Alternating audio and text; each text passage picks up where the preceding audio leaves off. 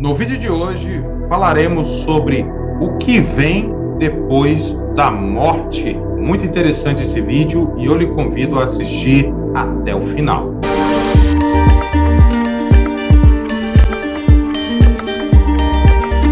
Nós estamos vivendo em um tempo em que estamos presenciando muitas personalidades do mundo evangélico e do mundo secular que estão partindo para a eternidade. De vez em quando você encontra uma imagenzinha de luto e surge novamente uma pergunta que na realidade sempre esteve presente na mente e na curiosidade das pessoas. O que vem depois da morte? O que acontece depois da morte? Será que existe uma vida do outro lado?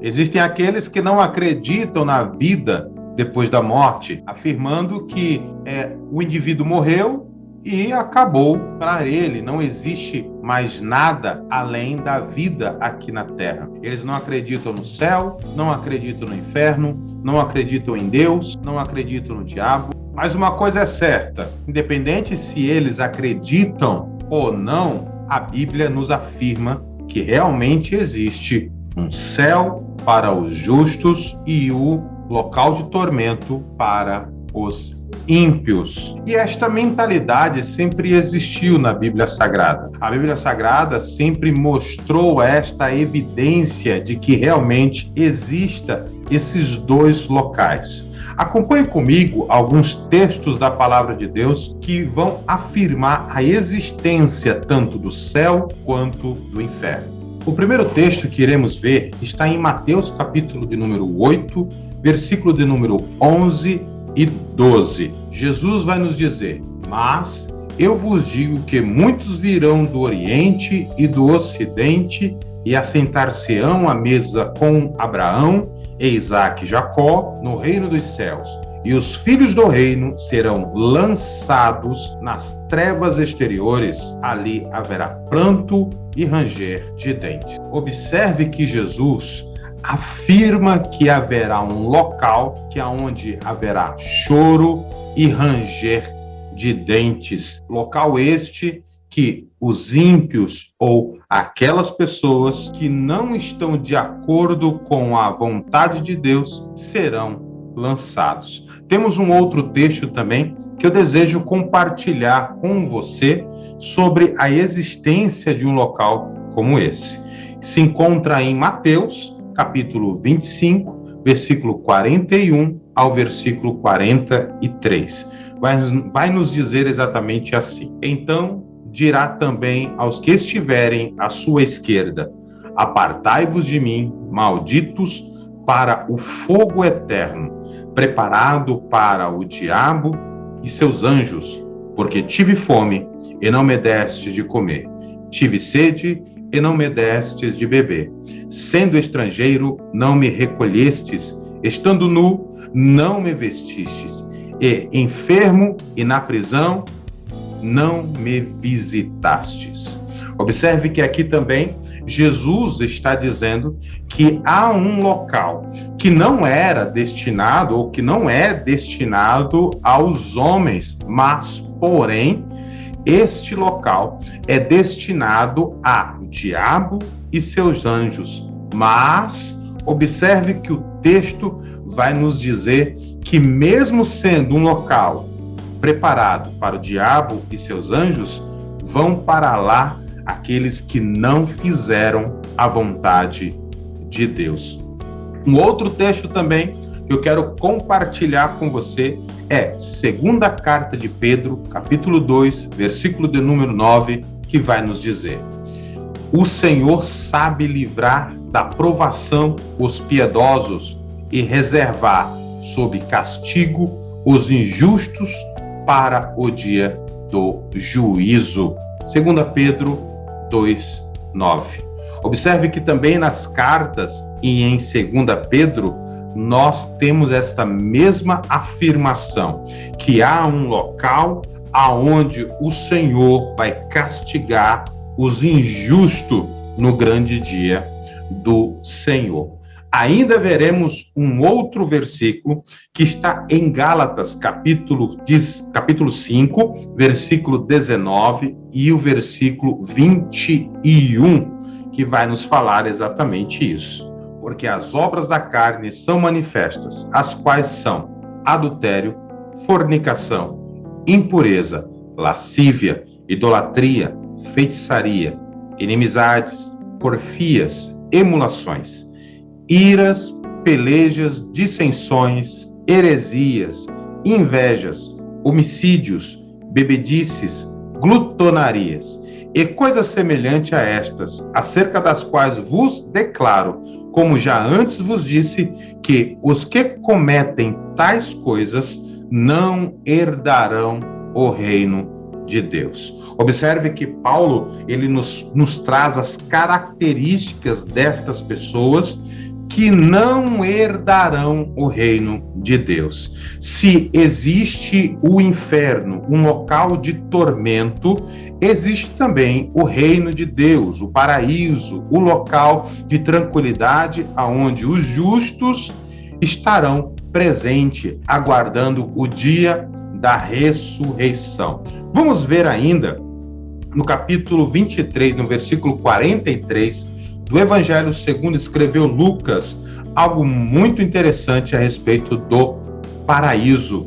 O próprio Jesus afirma dizendo: E disse-lhe Jesus: Em verdade te digo que hoje estará comigo no paraíso. Observe aqui que o próprio Senhor Jesus afirma que existe um local para o justo, existe um local para aquele que aceitou a vontade de Deus, para aquele que viveu de acordo com a vontade de Deus, ou para aquele que aceitou a Jesus como seu único e suficiente Salvador.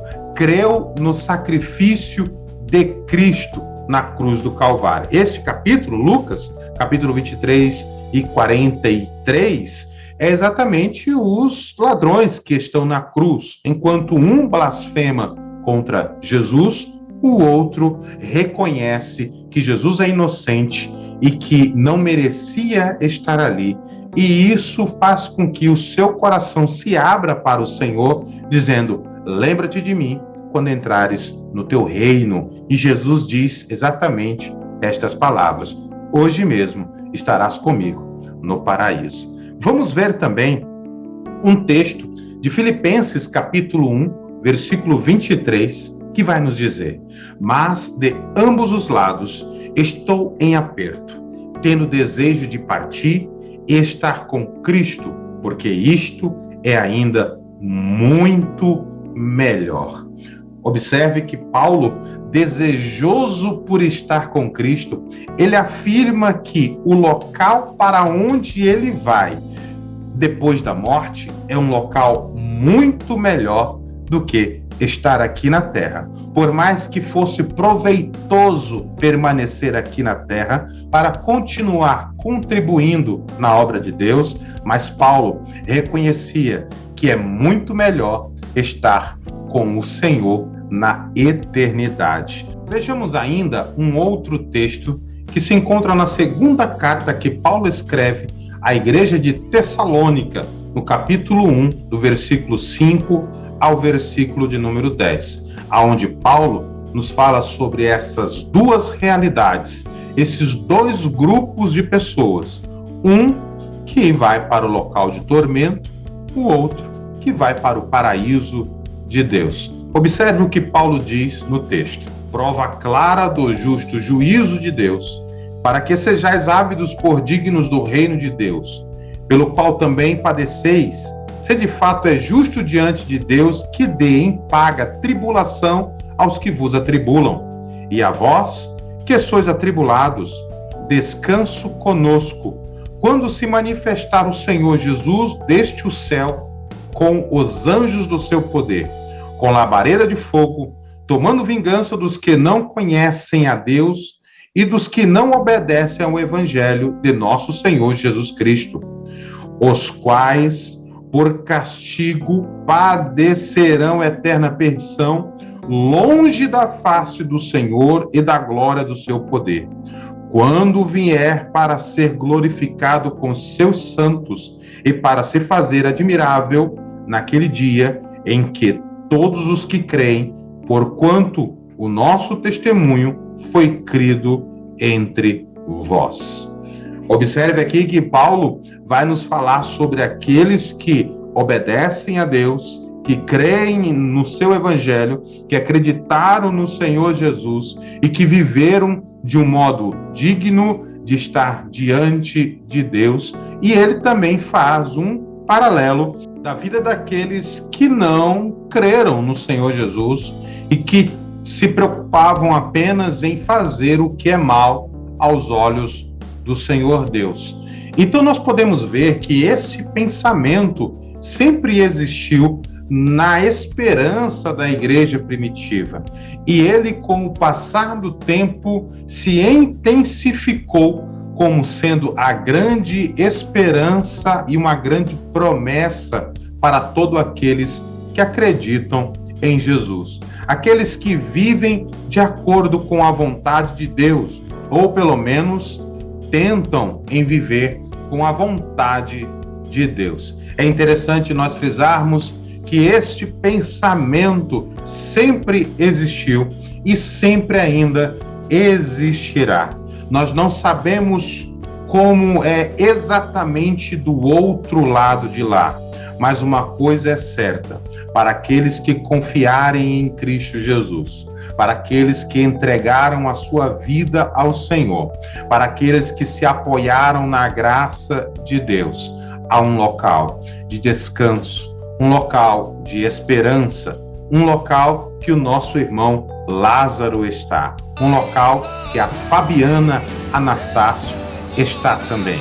E dentre tantos outros cantores, pastores, pregadores que partiram para estar na glória, e todos aqueles que depositam a sua confiança no sacrifício de Cristo na cruz do Calvário estão guardados em Deus, esperando o dia, o tão glorioso dia da redenção final, aonde todos em um único coral estaremos diante do Criador, do Todo-Poderoso, entoando glórias ao santo nome do Criador, porque só Ele é digno de ser adorado. Este foi o vídeo de hoje, espero que você tenha gostado. Deixa aí um comentário aí sobre este vídeo, o que você achou de interessante, o que você acha sobre esta questão e se você tem alguma dúvida, tá bom? E se inscreva no nosso canal. Não se esqueça de se inscrever em nosso canal e assistir outros vídeos que vão surgir aqui na tela. Assim você dá uma força aí pro canal, assistindo 1 ou 2 ou 3 vídeos sequenciais, você dá uma força para o crescimento do canal. Compartilhe com outras pessoas e nos vemos no próximo vídeo, em nome de Jesus. Até mais!